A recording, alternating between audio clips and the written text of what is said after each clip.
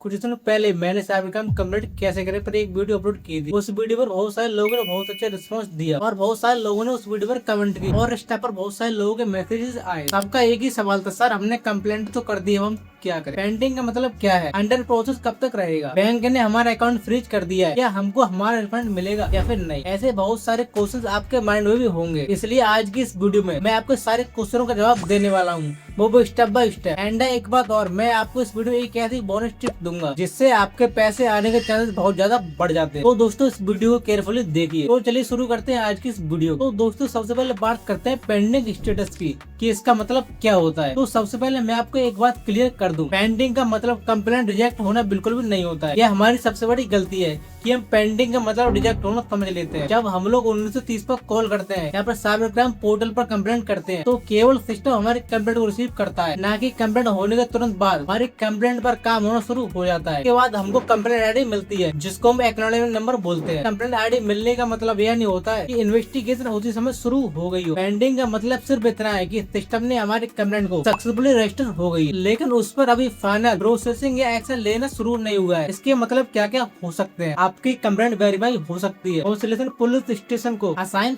हो सकती है या क्यू में हो सकती है। इसलिए पेंडिंग स्टेटस को देखकर घबराने की बिल्कुल जरूरत नहीं है। अब आपको क्या करना चाहिए? कंप्लेंट आईडी सेव रखिए, अपने नंबर को एक्टिव रखिए, एसएमएस और ईमेल चेक करते रहिए। अगर साइबर क्राइम की तरफ से कॉल आए तो आप उसको रिसीव करिए। अगर आपको काफी समय तक अपडेट नहीं मिलता है तो आप 1930 पर कॉल करिए और आप अपनी प्रॉब्लम को बताइए। अब बात करते हैं उस स्टेटस की जिसको हम सबको इंतजार रहता है, अंडर प्रोसेस का। जब हमारा स्टेटस पेंडिंग से अंडर प्रोसेस में आता है तो इसका मतलब होता है कि हमारी कंप्लेंट पर एक्चुअल काम होना शुरू हो गया है। मेरे कहने का मतलब ये है हमारी कंप्लेंट में कार्रवाई होना शुरू हो चुकी है। इस स्टेज में क्या हो सकता है? पुलिस इन्वेस्टिगेशन में आपके डिटेल को वेरीफाई कर सकती है, आपके बैंक से इन्फॉर्मेशन मांगी जा सकती है, आपका अमाउंट किस अकाउंट में गया, किस यूपीआई आईडी का यूज हुआ, यह सब ट्रैक किया जा सकता है। अगर आपका ट्रांजेक्शन ट्रैक हो जाता है और रिसीविंग अकाउंट में अगर आपका अमाउंट अवेलेबल होता है तो उस अकाउंट पर होल्डर लील लगाया जा सकता है। ध्यान रखें, अंडर प्रोसेस का मतलब यह बिल्कुल भी नहीं होता है कि आपका रिफंड कंफर्म हो गया है और आपको रिफंड मिल जाएगा। इस स्टेज पर क्या हो सकता है? पुलिस वेरिफिकेशन हो सकता है, बैंक वेरिफिकेशन हो सकता है, आपके ट्रांजेक्शन को ट्रैक किया जा सकता है, एडिशनल डॉक्यूमेंट की डिमांड की जा सकती है, जिसने आपके साथ फ्रॉड किया है उसकी डिटेल भी मांगी जा सकती है आपसे, साथ ही विक्टिम से भी कॉन्टेक्ट किया जा सकता है। अब बात करते हैं ऐसे बढ़ गई जो सबसे ज्यादा कंफ्यूजन क्रिएट करता है, बैंक लीन। बहुत सारे लोग सोचते हैं बैंक पर लीन लगा दिया गया है तो अब हमको हमारा पैसा मिल जाएगा, पर यह सच नहीं है। लीन का सिंपल मतलब होता है बैंक ने उस अकाउंट को टेम्पररी होल्ड पर रख दिया है, मतलब जिस अकाउंट में पैसा गया था या उस अकाउंट होल्डर को फिलहाल उस अकाउंट को यूज करने से रोका गया, लेकिन उस समय यह बिल्कुल भी डिसाइड नहीं होता है कि पैसा किस अकाउंट में जाएगा। इसके बाद इन्वेस्टिगेशन होती है, डॉक्यूमेंट वेरीफाई होते हैं, पुलिस और बैंक अपनी प्रोसेस कंप्लीट करती है, तब जाकर आगे का डिसीजन लिया जाता है कि आगे पैसा किस अकाउंट में जाना चाहिए। अब बात करते हैं रिसॉल्व्ड स्टेटस की। इस स्टेटस को देखकर बहुत सारे लोग खुश हो जाते हैं कि अब हमको हमारा पैसा वापस मिल जाएगा, बट यहाँ पर एक बात को समझना बहुत जरूरी है। रिसॉल्व्ड का मतलब सिर्फ यहाँ पर इतना है कि अथॉरिटी ने अपनी तरफ से उस कंप्लेंट पर जो एक्शन लेना था वो उसने कंप्लीट कर दिया है, लेकिन हर रिसॉल्व्ड केस में आपको रिफंड मिले ऐसा जरूरी नहीं है। हो सकता है कि अकाउंट रिकवर हो गया हो, या फिर यह भी हो सकता है कि आपकी कंप्लेंट का जवाब दे दिया गया हो, या फिर यह भी हो सकता है कि आपकी कंप्लेंट को किसी और अधिकार को भेज दिया गया हो। इसलिए रिसॉल्व का मतलब रिफंड आना कंफर्म नहीं होता है। अब बात करते हैं ऐसे स्टेटस की